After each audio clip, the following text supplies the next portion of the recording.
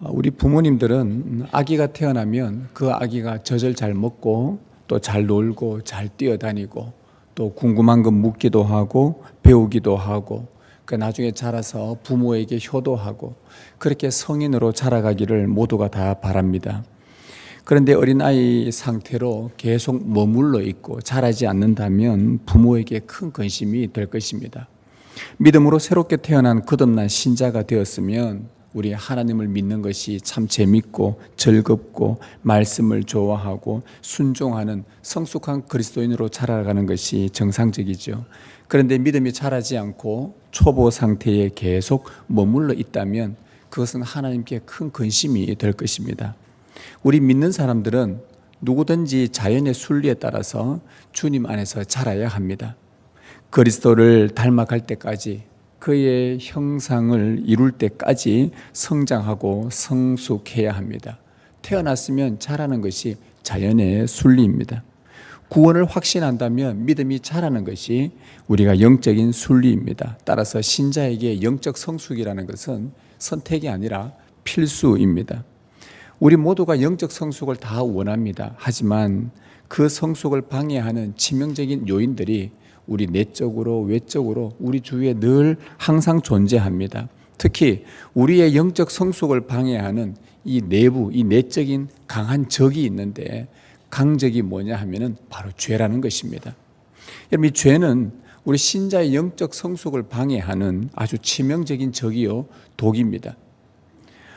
이 죄가 우리 신자들 마음에서 떠나지를 않습니다. 마음에 머물러 있으면서 죄의 올무에 걸리기를 호시탐탐 기회를 엿봅니다. 그러다가 올무에 딱 걸리면 어떤 성도는 좀처럼 거기서 빠져나오질 못하기도 합니다. 또 어떤 분은 그 길로 오랜 침체에 빠지기도 합니다. 죄는 불꽃과 같아서 주의하지 않으면 온 집을 태우는 것처럼 우리가 이 죄에 대해서 주의하지 않으면 지금껏 쌓아 올린 그런 신앙이 홀라당 다 태워버리고 주저앉히게 합니다. 우리가 구원을 얻기 전이나 구원 얻은 이후나 이 죄는 우리 마음에서 사라진 적이 없습니다. 심지어 우리가 선한 일을 할 때조차도 이 죄는 우리 안에 함께 있습니다. 오죽했으면 사도 바울이 이런 고백을 했겠습니까? 선을 행하기 원하는 나에게 악이 함께 있도다. 선을 그렇게 하기를 원하는 바울의 그 마음, 하나님을 위해서 선하게 살고자 하는 그 마음이 너무 간절했으나 악이 함께 있다라는 그의 고백이었습니다. 여러분에게 절망스럽게 들리겠지만 우리가 죽을 때까지 우리 안에 죄는 사라지지 않습니다. 계속 우리 안에 있습니다. 마음 깊은 곳에 존재하면서 집요하게 신자의 믿음과 영적 성숙을 방해합니다. 근데 더 무서운 것은 뭐냐 하면 이 죄가 우리 안에 있기는 있는데 가만히 있는 게 아니라 힘을 발휘한다는 것입니다. 죄는 강력합니다. 오늘 우리가 읽은 이 본문은 죄의 힘이 얼마나 강한지를 우리에게 보여주는 아주 중요한 구절들입니다. 오늘 9절 말씀해 보면 청년이 무엇으로 그의 행실을 깨끗하게 하리까? 라고 말합니다. 여러분, 이 청년은 자기 행실이 죄로 더러워졌던 경험이 있었습니다. 은혜로 잘 살다가 어느 날 죄로 더러워진 자신의 모습을 발견하게 된 것입니다. 그래서 어떻게 하면은 나의 이 행실을 깨끗하게 할 수 있을까? 어떻게 하면은 내 행실을 순결하게 할 수 있을까라고 그가 탄식하면서 사실 이 질문을 던진 것입니다. 본인이 원치 않았지만 자기를 불결하게 만든 이 죄가 얼마나 강한지를 그가 몸소 경험한 것을 그의 탄식으로 보여주고 있는 것이죠. 10절도 한번 보십시오. 10절 끝에 주의 계명에서 떠나지 말게 하소서. 여러분, 이 청년은 하나님의 백성입니다. 주의 계명을 참 사랑했던 사람입니다. 그런데 원치 않게 자기가 살다 보니 어느 날 자기가 계명에서 떠나 있다는 것을 발견하게 된 것이죠. 성경 말씀에 계명을 지키지 않으면 주의 채찍이 임한다고 그는 알고 있었고, 그래서 계명을 떠나지 않겠다고 공적으로 모여서 예배할 때마다 하나님 앞에 서약을 했었습니다. 하나님, 제가 오늘 이 말씀을 듣고 예배를 드리면서 제가 계명을 떠나지 않겠습니다. 이 한 주는 계명대로 살겠습니다. 수십 번 수백 번 서약을 했지만 또다시 계명을 떠난 내 자신의 연약함을 이 청년이 발견하게 된 거예요. 계명을 떠나게 만드는 이 죄의 강한 힘을 이 청년이 몸소 경험을 했던 것입니다. 11절에도 이 죄가 얼마나 힘 있는지를 보여줍니다. 11절 앞부분에 보면 내가 주께 범죄하지 아니하려 하여, 이 청년은요 하나님을 정말 사랑했기에 그분이 싫어하는 죄를 범하지 않으려고 했습니다.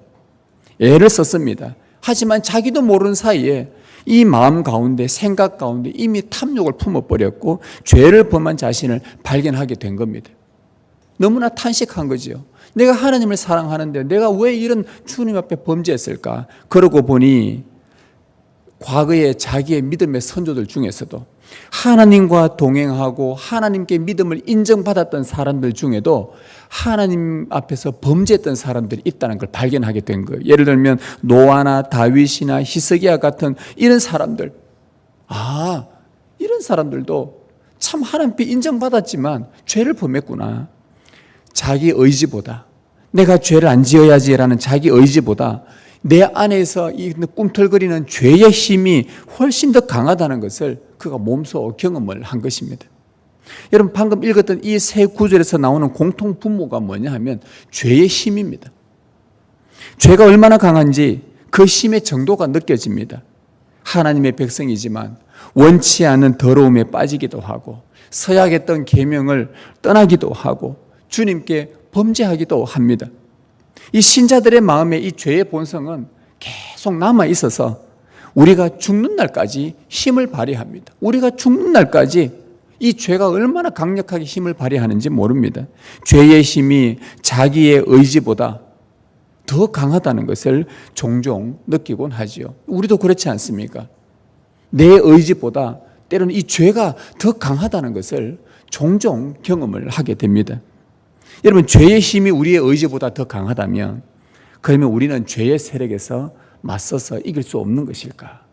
우리 안에 나의 의지보다 죄가 더 강력하다면 나는 그 죄의 세력과 영향력에서 벗어날 수 없는 것일까?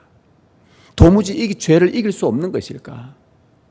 사실은요, 우리는 우리 의지로는 이길 수가 없습니다. 절대 못 이기죠. 근데 바울은 예수 그리스도를 믿는 그리스도인들에게 놀라운 특권을 진술한 적이 있었습니다. 뭐라고 진술했냐 한번 들어보십시오. 죄가 너희를 주장하지 못하리니, 죄가 너희를 주장하지 못하리니 이는, 그 이유는 너희가 법 아래에 있지 아니하고 은혜 아래에 있음이라. 로마서 6장 14절에 말씀했습니다. 이것은 진리입니다. 구원받은 성도는 주 예수님의 은혜 아래에 머물게 되고 그 은혜가 우리를 지배해 받습니다. 성도는 죄가 주장하지 못합니다. 은혜가 주장합니다. 이 말은요, 우리가 절대 은혜가 지배하기 때문에 우리는 죄도 안 짓고 우리는 계명도 떠나지 않고 그런 말이 아니라 우리의 연약함 때문에 때로는 범죄하기도 하고 계명을 떠나기도 하고 행실이 더러워지기도 할 때도 많지만, 그렇다고 해서 이 은혜가 다스리는 삶, 주님의 은혜의 다스림이 우리 성도를 떠날 수 없다는 말입니다. 죄의 세력이 아무리 강해도 그리스도의 은혜가 믿는 자 안에서 더 강하게 역사한다는 말입니다. 그래서 내 의지가 죄의 힘을 이기는 것이 아니라 내 안에 머물고 나를 다스리시는 주님의 은혜가 죄를 이기게 한다는 것이죠. 이것이 십자가의 그리스도께서 이루신 구속 사역입니다. 여러분, 우리 믿는 자 안에는 죄가 거하기도 하지만 동시에 죄를 이기신 예수님의 영, 곧 성령님도 거하십니다. 따라서 죄의 힘이 너무 강해서 때로는 내가 연약해서 또 부족해서 허물과 죄가 많아서 그 죄 앞에 굴복하더라도 성령님께서 우리를 그 올무와 굴복에서 나올 수 있도록 부단히 수고하십니다. 이게 성령의 사역입니다. 참 신비로운 일입니다. 우리가 알지 못하는 이 성령의 역사입니다. 하나님의 놀라운 신비입니다. 죄의 강한 힘에 미혹받은 성도가 넘어지더라도 죄의 세력을 십자가에서 이기신 그리스도의 성령으로 말미암아 다시 일어날 수 있는 것이죠. 9절에서 시인은 한번 다시 말합니다. 청년이 무엇으로 그의 행실을 깨끗하게 하리까? 라고 질문했습니다. 성령님은 죄에 굴복하고 더러워졌던 우리를 죄의 힘으로부터 건져내시고 그 죄에서 순결하게 깨끗하게 하시는 사역을 합니다. 무엇으로 우리의 행실을 깨끗하게 하리까? 바로 성령께서 우리를 깨끗하게 하시는 이 사역, 순결하게 하시는 사역을 하십니다. 우리의 순결은 성령의 사역으로 이루어집니다. 근데 오늘 이 말씀을 통해서 성령님은 우리를 순결하게 해 나가시는데 두 가지 단계를 거치게 하십니다. 첫 번째 단계가 뭐냐 하면은 우리의 죄를 괴로워하도록 만듭니다. 성령님은 우리가 지은 죄에 대해서 괴로워하게 하시는 이것을 행하시는 사역을 이루십니다. 왜냐하면 여러분, 성도가 죄가 발견되어졌을 때 죄를 괴로워하는 것이 순결해지는 출발점이기 때문입니다. 오늘 말씀 9절을 다시 보십시오. 무엇으로 그의 행실을 깨끗하게 하리이까? 여러분, 이 말을 한 이 청년의 마음 상태가 어떤 거냐 하면은 이 청년은 지금 더러워진 자기 행실 때문에 심령이 괴로운 상태입니다. 너무 괴로워서 어떻게 하면 자기 행실을 깨끗하게 할 수 있을까 하며 탄식하고 있습니다. 여러분, 성령님의 중요한 사역은 뭐냐 하면 죄로 더러워진 우리의 행실이 발견되게 해주시고, 그리고 발견되었다면 우리를 넘어뜨린 그 죄에 대해서 괴로워하게 만드십니다. 이것이 믿는 우리가 괴로워하면서 내가 왜 이 죄를 범했을까? 내가 내 행실이 왜 이렇게 더러워졌을까? 하면서 죄를 자꾸 싫어하게 만들고 거기서 우리를 순결하게 하시는 성령님이 바로 이 단계를 거쳐서 우리를 깨끗하게 나가시는 이것이 성령의 중요한 사역입니다. 출발점이죠. 10절에서도 똑같은 이야기를 합니다. 10절 끝에 주의 계명에서 떠나지 말게 하소서. 여러분, 이 청년은 지금 계명에서 떠난 자신을 발견하고 마음이 지금 괴로운 상태입니다. 너무 괴로워서 어떻게 하면 계명에서 떠나지 않을 수 있을까? 내가 어떻게 하면 계명을 지킬 수 있을까? 그렇게 탄식하고 있는 것이죠. 여러분, 성령님의 중요한 사역은 계명에서 떠난 우리가 얼마나 비참한지를 보게 합니다.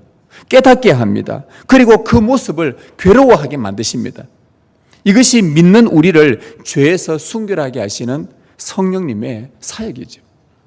11절에도 똑같은 이야기들이 반복합니다. 내가 주께 범죄하지 아니하려 하여, 내가 범죄하지 않으려고 했다라고 내 의지를 분명하게 밝힙니다. 이 청년은 주께 범죄한 자기 자신을 발견하고 지금 괴로운 상태예요. 어떻게 하면 주님께 범죄하지 않을 수 있을까? 내가 범죄하지 않으려고 했는데 범죄하고 말았다. 어떻게 하면 범죄하지 않을 수 있을까? 하면 탄식을 하고 있는 것이죠. 여러분, 성령님의 중요한 사역은 주께 범죄한 삶이 얼마나 두려운지를 우리가 보게 만들고, 그리고 그 모습을 괴로워하게 합니다. 이것이 믿는 우리를 죄에서 순결하게 하시는 성령님의 사역입니다. 여러분, 죄로 더러워진 우리의 행실, 그리고 계명에서 떠난 삶, 범죄한 이 사실로 우리가 괴로워하고 탄식하며 절규하는 것이 순결해지는 첫 번째 단계입니다. 여러분, 십자가에서 예수님이 절규하신 내용을 여러분 잘 아실 겁니다. 예수님께서 십자가에서 뭐라고 절규하셨습니까? 어찌하여 나를 버리시나이까? 어찌하여 나를 버리시나이까? 지금 하나님 아버지께서 그의 가장 사랑하는 아들을 버리고 계십니다. 여러분에게 묻겠습니다. 여러분, 하나님 아버지께서 독생자 예수님을 버리신 적이 있습니까? 한 번도 없습니다. 한 번도 없습니다. 한 번도 없습니다. 그런데 유일하게 십자가에 달린 그 순간에만 버리셨다고 말씀하셨습니다. 왜요? 왜 그 순간에만 버리셨을까요? 인류의 모든 죄를 대신 지신 죄인의 모습으로 달려 있었기 때문입니다. 즉, 하나님은 그의 사랑하는 아들 예수님을 외면한 것이 아니라 죄를 지신 예수님을 외면하신 것입니다. 즉, 다시 말하면 하나님을, 예수님을 외면한 것이 아니라 바로 그 죄를 외면하신 것입니다. 죄에 대해서 예수님이 절규하신 모습입니다. 이를 통해서 죄라는 것은 가장 사랑하는 아버지와 아들을 갈라놓을 만큼 강렬하고 무섭다는 것을 보여주죠. 여러분, 죄로 인해 버림받은 이 예수님의 절규, 한 번도 떨어진 적이 없는 그 관계에서 왜 나를 버리시나이까? 라고 말했던 그 예수님의 절규는 바로 죄를 괴로워하는 인간의 전형적인 모습입니다. 다윗도 마찬가지입니다. 다윗도 범죄하고 나서 시편 51편에 그가 이런 고백을 합니다. 물은 나는 내 죄과를 아오니, 내 죄의 죄책도 느끼고 내 죄를 아오니 내 죄가 항상 내 앞에 있나이다. 왜 이 죄가 나를 떠나지를 않는가? 그리고 주의 많은 긍휼을 따라 내 죄악을 지워주소서. 제발 주님 내 죄를 좀 지워주시기를 원합니다. 그리고 나를 주 앞에서 쫓아내지 마시며 주의 성령을 내게서 거두지 마소서. 다윗의 죄 때문에 절규하고 탄식하며 괴로워하는 모습을 그가 고백을 한 겁니다. 여러분, 사도 바울도요, 이 죄 때문에 그가 얼마나 괴로워하며 절규했는지 모릅니다. 로마서 7장 24절에 이 사망의 몸에서 누가 나를 건져내랴? 이 사망의 늪에서 누가 나를 건져내겠는가? 원치 않은 죄를 그가 범했을 때에 사망의 늪에 푹 빠져버린 사도 바울이 누가 나를 이 사망의 몸에서 건져낼 수 있는가 하면서 자기 죄를 괴로워하며 탄식을 했습니다.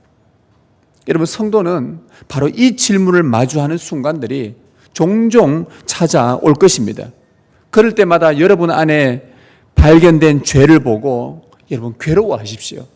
죄에 대하여 이미 죽었는데 예수님의 십자가로 말미암아 나는 죄에 대해서 이미 죽었지만 내 안에 연약함으로 내 안에 여전히 역사하고 있는 이 발견된 나의 죄된 모습을 여러분을 치를 떨면서 이게 아닌데, 내가 이렇게 사는 게 아닌데, 이게 아닌데 하면서 그 죄 때문에 여러분 괴로워하십시오. 괴로워하는 것이 바로 성령께서 지금 여러분들을 순결하게 만들어 가고 계신다는 그 뜻입니다. 죄를 괴로워하는 것이 주님의 은혜입니다. 우리가 이 단계로 나아가고 있다면, 지금 성령께서 나를 다스리고 계시는구나. 나를 만지고 계시는구나. 나를 거룩하게 만드시려고 지금 이 죄를 괴로워하게 하시는구나. 주님의 은혜임을 깨달으시길 바랍니다. 그러고 나서 두 번째 단계는요, 주의 말씀을 사모하게끔 만듭니다. 자, 성령의 은혜로 죄를 다 괴로워했다면, 그 죄를 다 토해냈다면 이 안에 텅 비어있는 마음을 성령님은요 말씀으로 채우십니다. 우리의 눈을, 우리의 시선을 주님의 말씀으로 향하게 하십니다. 이게 순서입니다. 성령님은 주의 말씀을 사모하도록, 그 말씀에 우리가 붙들 수 있도록 하십니다. 그것이 죄에서 순결해질 수 있기 때문이죠. 예수님 말씀하셨습니다. 그 7 귀신 들린 그 여인에게 귀신을 다 쫓아내고 텅 비어 있는데 그 안에 말씀을 채우지 않았을 때에 귀신들이 돌아다니다가 다시 그 안으로 들어왔다고 하지 않습니까? 바로 그겁니다. 죄를 다 토해내고 씻음 받았고 괴로워했고 그 다음에는 성령님은 즉각적으로 우리에게 우리의 눈을 말씀으로 향하게 하십니다. 그 말씀을 단단히 채우게 만드시는 것이죠. 오늘 말씀 9절을 다시 한번 보십시오. 청년이 무엇으로 그의 행실을 깨끗하게 하리까? 이렇게 질문하며 탄식할 때 대답은 주의 말씀만 지킬 따름이니이다. 더러워진 자기 행실을 깨끗하게 순결하게 할 수 있는 확실한 방법은 주의 말씀을 지키는 것뿐이라고 고백합니다. 여러분, 시편 다른 곳에서 이런 말씀이 있습니다. 여호와를 경외하는 도는, 여호와의 말씀은 정결하고 영원까지 이르며 진실하며 의로우시도다. 여호와의 말씀이, 여러분, 주의 말씀은 정결합니다. 의롭습니다. 진실합니다. 따라서 우리가 주의 말씀을 지킬 따름이니이다. 주의 말씀을 지킬 때에 우리를, 그 말씀이, 성령께서 그 말씀으로 우리를 정결하게, 진실하게, 의롭게, 순결하게 지어가십니다. 이게 성령의 역사입니다. 실제로 여러분을 죄에서 지켜주고 순결하게 만드는 것이 무엇입니까? 주님의 약속의 말씀입니다. 그 말씀이, 성령은 진리의 영이시기 때문에 여러분 안에 죄의 힘보다 더 강력하게 성령이 역사하셔서 여러분에게 진리의 영, 주님이 하신 말씀들을 기억나게 하셔서 그 말씀을 붙들고 계속해서 지켜나갈 수 있도록 하면서 우리를 죄에서 순결하게 만들어 가시는 것입니다. 그리고 또 10절을 또 보십시오. 어떻게 우리를 순결하게 만들어 가시는가? 내가 전심으로 주를 찾았사오니 주의 계명에서 떠나지 말게 하소서. 주의 계명에서 떠나지 않도록 전심으로 하나님을 찾았다고 합니다. 주님의 은혜의 다스림을 받는 자들은요, 날마다 주님을 찾아야 계명에서 떠나지를 않습니다. 이사야 말씀에 이런 말씀이 있습니다. 너희는 여호와를 만날 만한 때에 찾으라. 가까이 계실 때에 그를 부르라. 악인은 그의 길을, 불의한 자는 그의 생각을 버리고 여호와께로 돌아오라. 그리하면 그가 긍휼히 여기시리라. 오직 주의 말씀에서 떠나지 않도록 날마다 하나님을 찾는 것. 여러분 전심으로 그 주님 찾으십시오. 그러면 성령님께서 여러분 안에 계명에서 떠나지 않도록 계속 붙들면서 그 가운데 죄에서부터 점점 순결함으로 빠져나오게 하시고 순결하게 만들어 가십니다. 11절도 보십시오. 내가 주께 범죄하지 아니하려 주의 말씀을 내 마음에 두었나이다. 주님 앞에 범죄하지 않기 위해 주의 말씀을 마음에 두었다고 합니다. 우리의 마음에는 죄도 있고 말씀도 있습니다. 죄의 힘보다 말씀의 힘이 더 강력하게 역사할 때에 우린 죄로부터 점점 멀어집니다. 주의 말씀을 날마다 마음에 두는 것 뿐입니다. 여러분, 말씀을 마음에 둔다는 게 뭘까요? 말씀을 내 마음에 둔다는 게 어떤 것일까요? 오늘 이 시편 저자는 우리에게 이런 설명을 해줍니다. 13절에 주의 입의 모든 규례들을 나의 입술로 선포하였으며, 말씀을 마음에 둔다는 게 뭘까? 그것은 주님이 말씀하신 것을 여러분이 입으로 끊임없이 선포하는 것입니다. 여러분 성경을 읽으실 때에 조용하게 읽기도 하고 듣기도 하고 어떤 누가 녹음해 놓은 걸 그 좋은 그 목소리로 해서 듣기도 하고 하는데, 제일 좋은 성경 읽기 방법은요, 성경에서 말해줍니다. 읽고 말하고 듣고. 성경 읽을 때에 눈으로 따라가면서 소리로 입술로 읽으면서 선포하는 거 굉장히 중요합니다. 입술로 우리가 말씀을 읽을 때에 태초에 하나님이 천지를 창조하시니라, 내가 말하는 거, 이 말이 하나님의 말씀에 내 귀에 들려요. 내 마음에 또 쌓여요. 주의 말씀은 내 발의 등이요 내 길의 빛이리다. 그렇지, 주의 말씀 내 발의 등이지. 할렐루야, 주 예수의 오시옵소서. 이러한 입술로 선포하는 것들이 말씀을 내 마음에 자꾸 두는 것입니다. 그리고 말씀을 마음에 둔다는 것 14절에서는 이렇게 표현했습니다. 내가 모든 재물을 즐거워함 같이 주의 증거들의 도를 즐거워하게 되는 것이다. 이런 말씀을 마음에 둔다는 것은 재물을 즐거워하는 것처럼 말씀을 즐거워한다는 것입니다. 재물을 좋아하지요. 돈을 좋아하지요. 여러분들이 돈이 없다가 갑자기 공돈이 주머니에 뒤지다가 만약에 10만 원이 발견됐다. 와우, 이러지 않습니까? 너무 좋아하거든요. 그것처럼 말씀은 재물을 즐거워하는 것처럼 이 말씀도 그렇게 즐거워하라는 말입니다. 야, 이 말씀이구나. 야, 이 말씀이구나. 그리고 15절에서는 이렇게 표현했습니다. 말씀 둔다는 것을 내가 주의 법도들을 작은 소리로 읊조리며 즉 작은 소리로 읊조린다. 말씀을 묵상한다는 말입니다. 이런 말씀을 마음에 둔다는 게 이런 겁니다. 사랑하는 성도 여러분, 죄는 우리가 죽을 때까지 떠나지 않습니다. 죄는 우리의 영적 성숙을 방해합니다. 하나님의 은혜가 우리를 지금 다스리고 있음에도 불구하고 그것을 포기 못하게 합니다. 이 죄의 힘이 강력하지요. 죄는 우리를 더럽힙니다. 계명에서 떠나게 합니다. 주님께 범죄하게 합니다. 거룩한 백성답지 않게 살도록 끊임없이 미혹합니다. 이것이 죄의 힘입니다. 죽는 그날까지 죄는 역사할 것입니다. 그러나 그러한 죄의 힘을 컨트롤하시는, 통제하시는, 다스리시는 더 크신 성령님이 우리의 생각과 마음과 의지를 지키고 다스리신다는 것을 믿으십시오.